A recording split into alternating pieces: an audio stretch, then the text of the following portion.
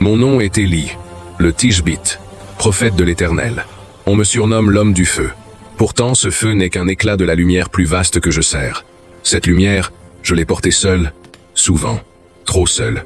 Mais écoutez, ce n'est pas seulement l'histoire d'un homme qui fait tomber le feu du ciel. C'est celle d'un Dieu qui parle, même dans le plus discret des souffles. Je me souviens encore de cette nuit. Le vent soufflait entre les collines de Galaad comme une plainte ancienne. Et soudain, ce silence. Pas le silence de la nature endormie. Non, ce fut le genre de silence où Dieu parle. Et cette nuit-là, il m'a parlé. Je n'étais rien de plus qu'un homme des montagnes. Habit Srech, cheveux noirs noués sur ma nuque, le visage buriné par le soleil et les années. Je vivais reclus, loin des hôtels brisés et des palais d'ivoire. Mais ce soir-là, Dieu m'a trouvé.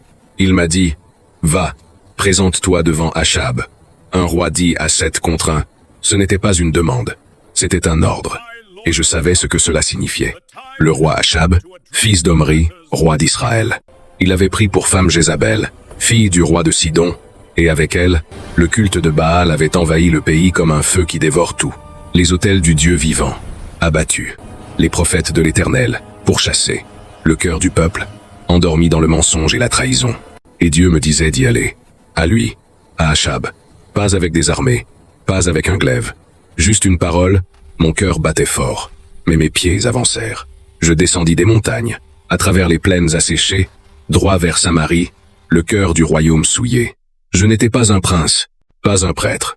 Juste Élie, le Tishbite, habitant de Galaad. Le palais, majestueux et païen, s'élevait, étouffant la lumière du ciel. Le parfum de l'encens brûlé à Baal piquait mes narines. Les gardes m'ont arrêté, hésitant devant mon regard. Je n'étais pas invité. Pourtant Dieu m'avait envoyé. Laissez-le passer, a ordonné une voix. Un serviteur, ou peut être, un messager de Dieu. Et me voilà, dans la grande salle. Là, sur son trône doré, Achab, regard fier, barbe soignée, vêtu de pourpre. À ses côtés, absente ou tapis dans l'ombre Jézabel, l'air était lourd, chargé de mensonges. Il me toisa, méprisant. « Que viens-tu faire ici, homme du désert ?» Alors j'ai ouvert la bouche. Et ce n'était plus moi qui parlais. Il n'y aura ces années-ci ni rosée ni pluie, sinon à ma parole. Un roi 10 à 7 contre 1, c'était tout. Une simple phrase, une sentence, un séisme invisible. Un coup de tonnerre dans une salle silencieuse. Le roi s'est levé d'un bond. Comment oses-tu ? Ce pays a besoin de Baal, le dieu de la pluie. Tu veux nous faire mourir ? Mais je ne suis pas resté pour écouter sa colère. J'avais dit ce que Dieu m'avait ordonné. Et dès cet instant, j'étais un homme traqué. Je quittais Samarie avant que l'ordre de mon arrestation ne soit proclamé. Les sabots des chevaux martelaient déjà les routes derrière moi. Mon cœur battait comme un tambour de guerre. Pas de triomphe, pas de gloire, seulement la fuite. Le soleil se durcissait. L'air devenait plus sec. Les sources se taisaient une à une. Alors la parole de l'Éternel me fut adressée, disant « Pars d'ici, dirige-toi vers l'Orient, et cache-toi près du torrent de Kérit. » Un roi dit à 7 contre 2 à 3. Et je suis allé. Vers le désert, vers l'oubli. Là, entre des rochers escarpés, le torrent serpentait paresseusement. Je m'y suis installé. Seul, le silence du désert m'enveloppait, brisé seulement par le vent, et le croassement de corbeaux noirs comme la nuit. Là-bas, seul, assis sur un rocher, j'observais le ciel, aride, muet, désespérément vide. Le peuple commençait à souffrir. Les rivières s'amincissaient. Les champs grillaient sous le soleil. J'entendais leurs prières à Baal, qui ne répondait pas. Et j'ai crié en silence, « Seigneur, suis-je celui qui déclenche le malheur? Est-ce pour cela que tu m'as formé? Vous savez, le désert est un endroit étrange. Il vous dépouille de tout, même des illusions. Là, pas de foule pour vous acclamer, pas d'amis pour vous consoler. Seulement, le silence et Dieu. Je croyais avoir fait ce que Dieu attendait. J'ai parlé, et puis j'ai fui. La solitude commença avec la sécheresse. Je pensais que la parole suffirait, qu'Israël se repentirait. Mais non, le ciel s'est fermé, le cœur du peuple aussi. Et moi, je suis devenu l'ennemi à abattre, celui qui portait la malédiction. Même le silence de Dieu me semblait dur, car après la parole, il n'y eut rien, rien, sauf le bruissement d'ailes des corbeaux. Ils vinrent, comme envoyés, chaque matin, chaque soir. Ils m'apportaient du pain et de la viande matin et soir, et je buvais de l'eau du torrent. Un roi, dit à 7 contre 6. Ce n'était pas le festin d'un roi, mais c'était assez, assez pour survivre. Chaque miette était une preuve vivante. Dieu pourvoit, même dans le désert, même à travers des oiseaux charognards. J'avais chuchoté dans mon cœur, « Tu es le Dieu du feu, mais es-tu aussi le Dieu du pain ?» Au bord du torrent, j'ai appris que la fidélité de l'Éternel descend jusque dans l'ordinaire. Dieu ne m'avait pas abandonné. Il me cachait. Il me formait. Le conflit venait de commencer. J'ai compris ce jour-là. La parole de vérité est comme un éclair dans la nuit. Elle brûle, mais elle illumine aussi. Et même si j'étais seul aux yeux des hommes, je n'étais pas oublié, car celui qui envoie apporte aussi le pain dans le désert. Le torrent de Kérith coulait encore, mais déjà je sentais qu'il allait se tarir, et que l'Éternel me préparerait ailleurs pour le prochain acte de son combat. Puis, un matin, le ruisseau ne chanta plus.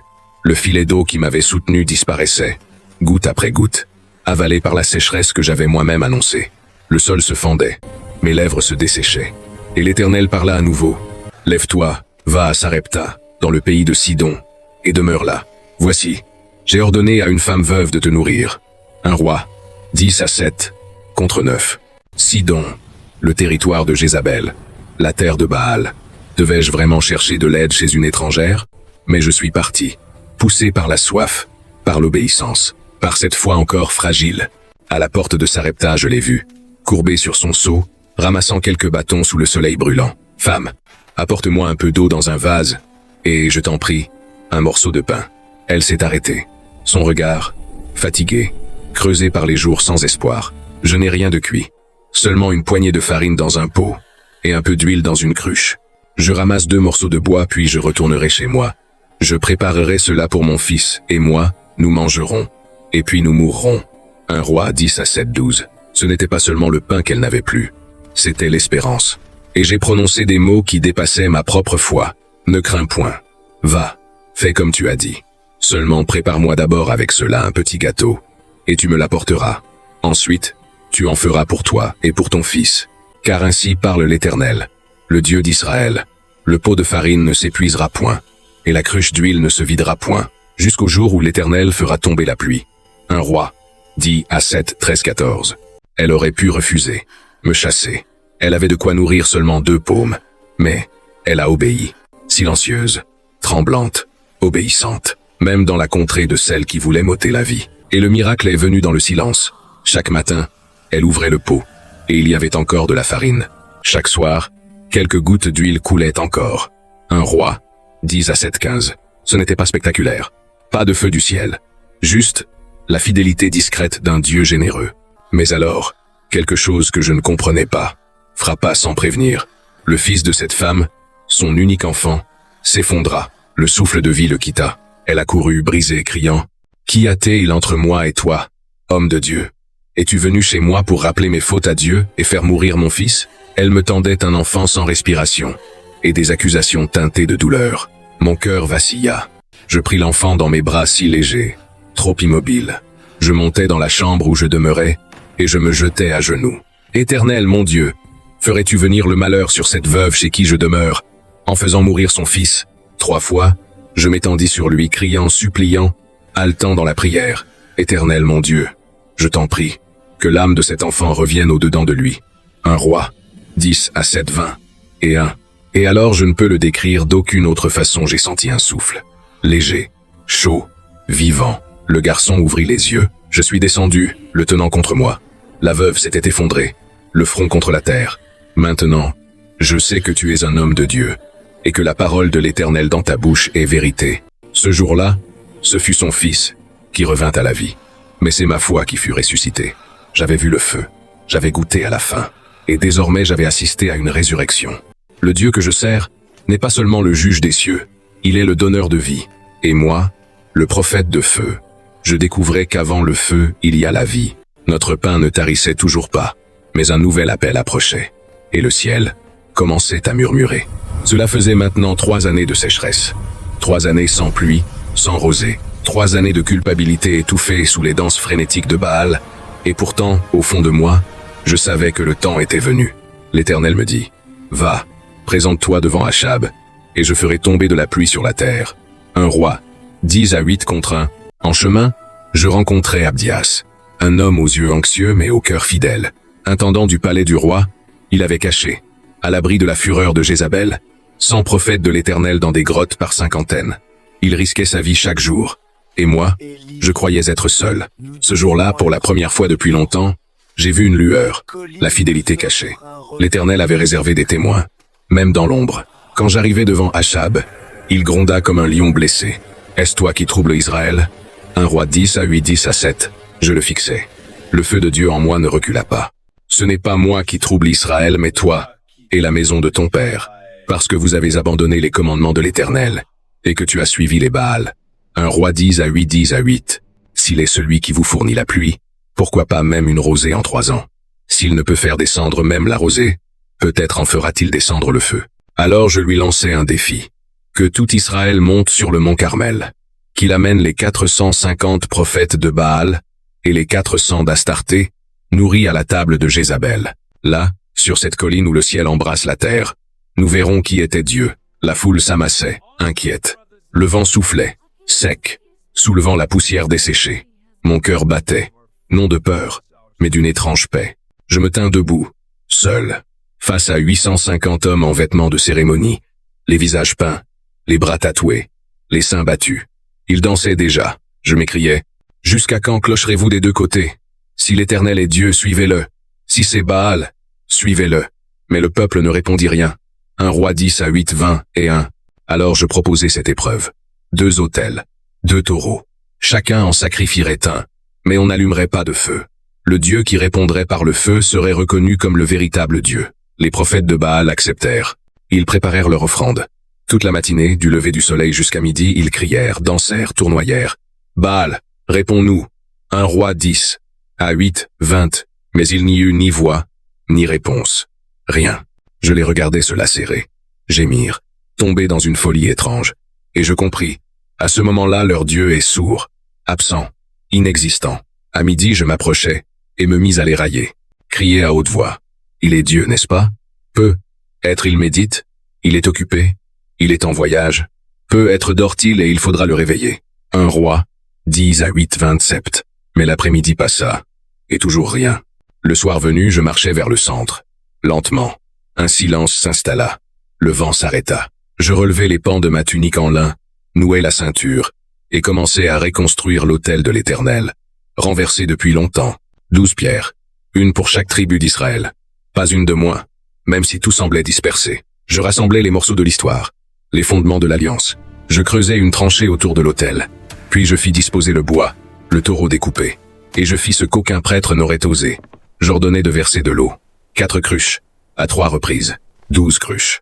L'eau ruisselait sur l'autel, imbibait le bois, remplissait la tranchée. Personne ne pourra plus dire que le feu venait d'une ruse d'homme. C'était impossible.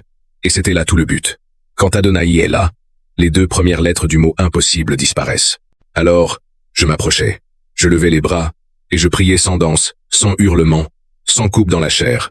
Je dis calmement, Éternel, Dieu d'Abraham, d'Isaac et d'Israël, que l'on sache aujourd'hui que tu es Dieu en Israël, que je suis ton serviteur, et que j'ai fait toutes ces choses par ta parole. Réponds-moi, Éternel, réponds-moi, afin que ce peuple sache que c'est toi, Éternel, qui es Dieu, et que tu ramènes leur cœur. 1 Roi dit à 8:36, 3:7. Le silence était total, et soudain, le ciel se fendit. Une lumière née des hauteurs. Un feu pur, brûlant, éclatant descendit tel un tourbillon. Le feu de l'Éternel tomba. Il consuma l'holocauste, le bois, les pierres, la poussière, et l'eau dans la tranchée. 1 Roi 10 à 8:38. Il ne restait plus rien, rien d'autre que la peur de Dieu.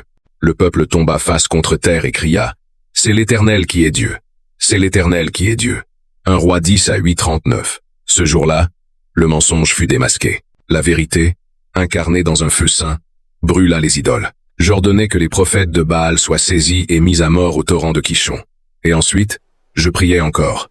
Cette fois, pour la pluie. Cette fois, je courbai mon front jusqu'à terre. Et enfin un petit nuage gros comme la paume d'un homme naquit à l'horizon. La foi n'a pas besoin d'ouragan. Une simple main de nuage suffit. Quand elle porte les promesses de Dieu, la pluie tomba. Et porté par l'esprit, je courus devant le char d'Achab, mes cheveux longs fous dans le vent, mes pieds nus battant la terre détrempée. Je ne touchais plus le sol. Mon cœur brûlait. J'étais en feu moi-même, consumé, non par l'arrogance, mais par la présence de Dieu. Mais après le feu, viendra une autre voix. Une voix bien différente. Une phrase crachée avec haine par la reine Jézabel. Que les dieux me traitent dans toute leur rigueur si demain je ne fais de ta vie ce que tu as fait de la leur. Un roi 10-9 contre 2. Alors, j'ai eu peur. Non pas une peur logique, mais une peur brutale, sauvage, viscérale. Moi, Élie, l'homme du feu, je suis parti en courant, je me suis enfui. Comme une bête traquée, j'ai laissé derrière moi Samarie, le Carmel, la pluie et le peuple. Tout ce que j'avais accompli ne me semblait plus rien. Je suis allé jusqu'à Beersheba, à l'extrême sud du pays. Là, j'ai laissé mon serviteur et j'ai continué seul. Un jour entier de marche dans le désert, sous le soleil accablant. La gorge sèche, les jambes lourdes, le cœur vide. Je n'en pouvais plus. Je me suis effondré sous un genêt desséché, un maigre buisson dans l'immensité aride. Je me suis allongé et j'ai murmuré, c'en est trop. Éternel, prends ma vie, car je ne suis pas meilleur que mes pères. Un roi 10-9 contre 4. Oui, j'en avais fini. Le feu n'avait rien changé. Le peuple se prosternait un jour, puis tremblait devant Jézabel le lendemain. La peur avait gagné. Moi, j'avais perdu. Je voulais juste dormir, ne plus sentir, ne plus penser, mourir. Mais l'Éternel n'avait pas fini avec moi. Alors que je sombrais dans l'épuisement, un frisson m'a réveillé. Une main douce a touché mon épaule. Une voix calme, presque chuchotée. Lève-toi et mange. Un roi 10-9 contre 5. J'ai ouvert les yeux. Près de ma tête, un pain cuit sur des pierres chaudes et une cruche d'eau. Rien de spectaculaire. Pas de feu. Pas de voix grondante. Juste un geste de tendresse divine. Je mangeai et je bus, puis je me rendormis. Une deuxième fois, l'ange revint. De nouveau, la main, la voix. Lève-toi et mange, car le chemin est trop long pour toi. Un roi 10-9 contre 7. Oui, j'étais faible, mais Dieu me nourrissait. Comme autrefois, par les corbeaux du torrent de Kérith, comme par la main de la veuve à Sarepta. Il ne parlait pas de mort, il parlait de marche. Fortifié par cette nourriture, je marchais 40 jours et 40 nuits jusqu'à Horeb, la montagne de Dieu. Là-haut, le vent sifflait entre les pierres. Le froid mordait mes bras maigres. Une grotte creusait la roche, sombre, muette, accueillant ma lassitude comme une tombe. J'y entrais, j'y restais, et dans le silence, une voix me surprit. « Que fais-tu ici, Élie ?» Un roi 10-9 contre 9. Ce n'était pas qu'une question géographique, c'était une question du cœur. Alors j'ai vidé le mien. J'ai déployé tout mon zèle pour toi, Éternel. Mais les enfants d'Israël ont abandonné ton alliance, renversé tes autels, tué tes prophètes. Je suis resté seul, et ils cherchent à m'ôter la vie. Un roi 10-9, ce n'était pas seulement des faits, c'était ma douleur, mon découragement et mon isolement. J'avais l'impression d'avoir échoué. Dieu me dit alors, sors et tiens-toi sur la montagne devant l'Éternel. Un roi 10-9.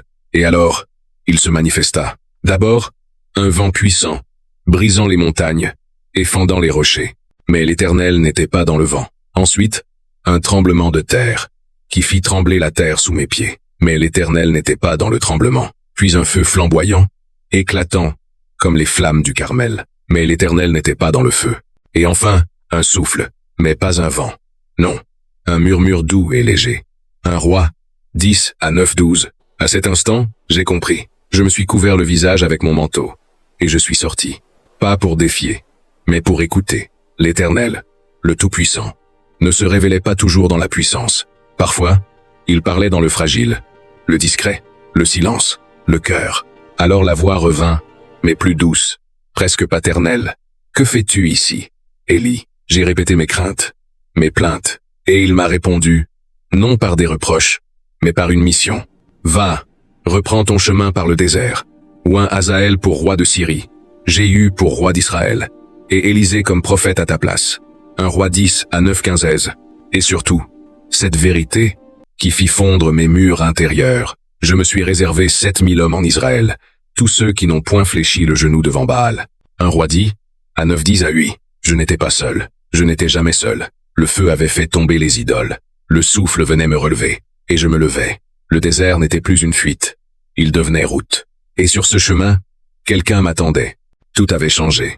Le feu du Carmel était tombé. La pluie était revenue. Et pourtant, au fond de moi, un vide. L'Éternel m'avait parlé dans un murmure. Il m'avait demandé de me lever, d'aller. Et parmi les missions confiées, il y avait un nom, Élisée. Je marchais depuis des jours. L'Esprit de Dieu me guidait, même si mes pas semblaient incertains. Il était là, dans les plaines de Shaphat. Je le vis au loin, un jeune homme, les cheveux noirs attachés en arrière, les bras musclés par le travail. Il poussait la 12e paire de bœufs, ses sandales couvertes de poussière, le soleil frappant sa nuque. Il ne me vit pas venir. Je n'ai pas dit un mot. J'ai simplement ôté mon manteau de poil, usé par les vents et les cendres, et je l'ai jeté sur ses épaules. Un roi 10-9. 10-9. Élisée s'arrêta net. On aurait dit qu'un feu invisible l'avait brûlé. Il me regarda sans mot dire, et d'un geste rapide, laissa là les bœufs, courut vers moi. Il dit, « Laisse-moi embrasser mon père et ma mère, et je te suivrai. » Je me contentais de répondre, « Va, retourne-t'en, car que t'ai-je fait ?» Mais je savais. L'appel ne venait pas de moi. C'était l'appel de Dieu. Élisée retourna vers ses bœufs, tua la paire, fendit le joug pour en faire un feu, et offrit un sacrifice. Il brûlait derrière lui son ancienne vie, pour marcher vers l'inconnu. Ce jour-là, il devint mon serviteur, mon disciple, mon compagnon. Et moi, l'homme seul, je ne l'étais plus. Le temps passa. Ensemble nous marchions, parlions, prions, affrontions, jusqu'au jour où l'Éternel me mena une dernière fois vers Samarie, là où l'injustice débordait. C'était une vigne paisible, un simple champ, mais précieux aux yeux de celui qui l'avait cultivé. Naboth, on l'appelait. Un homme droit, un homme de peu, mais un homme de foi. Le roi Achab voulait son terrain, pour le joindre à son palais. Et quand Naboth refusa, comme la loi l'ordonnait, la reine Jézabel manigança. Elle fit tuer Naboth. Et Achab descendit, insouciant, prendre possession de son sang. As-tu tué? Et prends-tu possession? Un roi vint, et un 10-9. Ces mots brûlaient comme un charbon sur mes lèvres alors que j'entrais dans le champ. L'air sentait la poussière et l'injustice. Le sang de Naboth criait comme celui d'Abel depuis la terre. Et j'étais là, messager d'un Dieu qui entend tout. Je me suis dressé devant Achab, dans ce vignoble volé. Je n'y suis pas allé avec un sabre mais avec une parole tonnante. Là où les chiens ont léché le sang de Naboth, les chiens lécheront aussi ton sang. À toi aussi. Un roi vint, et un 10-9, ce roi impie, arrogant, adultère dans le cœur, tomba à genoux. Il déchira ses vêtements. Il jeûna. Il marcha dans le deuil. Et moi, Élie, j'ai vu ce que je n'attendais pas. Un roi, qui se repent. As-tu vu comment Achab s'est humilié devant moi? À cause de cela, je ne ferai pas venir le malheur durant sa vie. Un roi, 20, et un 29. Ce jour-là encore, je compris, la justice de Dieu est implacable. Mais sa grâce l'est encore plus. L'Éternel préfère une larme sincère à 1000 offrandes mortes. J'avais annoncé le feu. Mais cette fois, c'est sa miséricorde qui est tombée. Une fois de plus, je continuais ma route. Toujours avec ce jeune homme à mes côtés, celui à qui, un jour, je transmettrai bien plus qu'un manteau. Car bientôt, le ciel viendrait chercher son prophète. Je l'ai senti. Le vent portait dans ses gémissements un adieu. Mon temps touchait à sa fin. Pas dans la crainte. Non, dans la clarté. Le genre de paix qu'on ne trouve qu'après une longue course, un long combat. Le ciel était éclatant ce matin-là. Élisée marchait juste derrière moi, son pas aussi ferme que les jours précédents. Ses yeux brillants du même feu que j'avais vu lors de notre première rencontre. Il n'avait jamais faibli. Reste ici, Élisée. Je t'en prie. L'Éternel m'envoie à Béthel. Mais lui, sans hésitation. Aussi vrai que l'Éternel est vivant, et que tu es vivant, je ne te quitterai point. 2 rois, 2 contre 2. Ces mots étaient des chaînes invisibles mais pleines d'amour. Il ne voulait pas me perdre, et au fond, je ne voulais pas qu'il parte. Pas maintenant. Nous avons continué. Béthel, puis Jéricho. Partout les fils des prophètes murmuraient. Sais-tu qu'aujourd'hui l'Éternel enlèvera ton maître au-dessus de ta tête? Élisée leur répondait d'un ton grave. Oui, je le sais. Tais-toi. 2 rois 2 contre 3. 5. Il avait compris. Mais il avait choisi de me suivre jusqu'au bout du chemin. Arrivés au bord du Jourdain, je retirai mon manteau. Un simple tissu, rude, de poils de chameau, usé par les années et par les épreuves. Il avait été mon habit dans le désert, ma couverture lors des nuits froides, le symbole de l'appel divin. Je le roulais, et frappai l'eau. Le fleuve s'ouvrit. Les eaux se divisèrent à droite et à gauche, et nous passâmes tous deux à sec. 2 rois 2 contre 8. Il n'y eut ni bruit, ni tonnerre, juste la majesté calme d'un miracle, comme au temps de Moïse, comme à la conquête de la terre. Le passage s'ouvrait une dernière fois. De l'autre côté, nous marchâmes en silence. Je le regardais avec tendresse. Élisée était plus qu'un disciple. Il était un fils, mon fils dans la foi, le seul à m'avoir suivi jusqu'au bout. Alors je lui ai dit, « Demande ce que tu veux que je fasse pour toi avant que je sois enlevé d'auprès de toi. » Il m'a regardé droit dans les yeux, et d'une voix remplie d'assurance, il a répondu, « Qu'il y ait sur moi, je te prie, Une double part de ton esprit. 2 rois. 2 contre 9. J'ai souri. Tu demandes une chose difficile. Mais, si tu me vois, lorsque je serai enlevé d'auprès de toi, cela t'arrivera. Si tu ne me vois pas, cela n'arrivera pas. Nous continuâmes de marcher. Quelques pas, puis soudain, le vent se leva. Pas un simple vent. C'était comme si les cieux eux-mêmes s'étaient inclinés pour venir me chercher. Du feu perça les nuées. Un char. Des chevaux. Pas de ce monde, le char descendit entre nous deux, les flammes dansaient, rugissaient. Mais elles ne brûlaient pas. Elles séparaient. Je sentis mon corps s'élever, absorbé dans le tourbillon. Les montagnes tournoyaient au loin. Le ciel se rapprochait. Mon dernier regard, avant de quitter la terre, ce fut pour lui, pour Élisée. Il criait, le visage en larmes, le poing levé vers le ciel. Mon père, char d'Israël, et sa cavalerie. 2 rois de 12. Et il restait là, seul, mais pas abandonné. À ses pieds, mon manteau. Le symbole était tombé pour être transmis. Je n'ai pas tout accompli moi-même, mais Dieu avait préparé d'autres mains, et sa parole court toujours. Jamais elle ne lui revient sans avoir accompli le essaim pour lequel elle a été libérée. Ésaïe 55 contre 11. Même quand l'homme disparaît, la mission continue. À Élisée, Élisha, que Dieu sauve. J'ai laissé mon manteau, et à travers lui, un feu nouveau allait se répandre. Et tandis que les nuées m'éloignaient de la poussière des chemins, je compris une chose. Le feu de Dieu n'est pas seulement celui qui consume, c'est aussi celui qui éclaire. Dieu avait inscrit sa parole bien au-delà de mon souffle. Et bientôt, elle parlerait de nouveau. Ma vie ne fut pas seulement feu et jugement. Elle fut douleur, fuite, solitude et grâce. Je n'étais qu'un souffle. Mais Dieu parla à travers moi. Il ne suffit pas de crier la vérité, il faut aussi écouter le silence. Quand on pense à moi, on pense souvent au feu, celui du Carmel, tombé du ciel, celui qui a réduit l'autel gorgé d'eau en cendres, celui qui a dévoré les envoyés d'Achazia. Mais je ne suis qu'un homme de la même nature que toi qui regardes cette vidéo. Jacques 5, 10 à 7. Mais si vous saviez à quel point j'aurais échangé ces flammes contre un simple mot. Une main sur mon épaule, un compagnon dans la fournaise. J'ai crié la justice de Dieu. Oui, mais j'ai aussi pleuré, seul, dans le creux des montagnes. L'Éternel, c'est dans la voix douce et légère qu'il s'est révélé à moi. 1 Roi 10 à 9, 12. Pas dans l'ouragan, ni dans le feu. Un simple souffle, comme une caresse. Une présence qui ne hurle pas, mais apaise. Quand j'étais vidé de toute force, il m'a nourri. Quand j'ai voulu mourir, il m'a relevé. Je pensais être seul, mais j'étais simplement aveugle aux autres.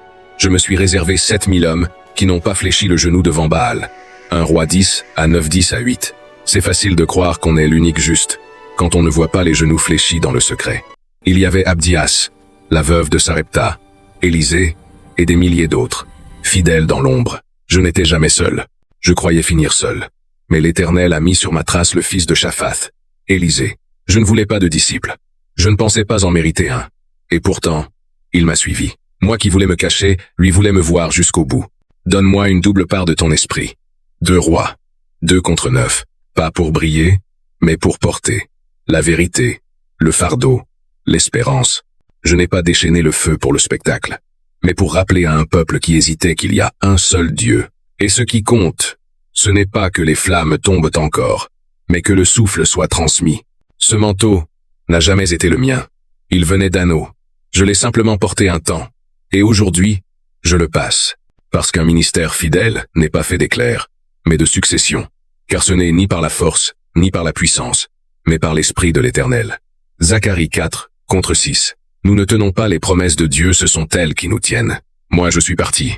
Mais sa parole, elle, continue. Elle se glisse d'un souffle à l'autre, elle s'ancre dans les cœurs disponibles, et elle ne revient jamais sans effet. Jamais. Ésaïe 55 contre 11. Mon ministère s'achève sur un tourbillon. Le sien commence par la fidélité dans un simple pas. C'est là, la vraie puissance, transmettre le souffle, parce que l'œuvre n'est pas la mienne, elle est de celui qui parle. Même dans le silence. Mon temps ici est fini, mais l'œuvre de Dieu, elle, continue. Car une nouvelle génération se lève.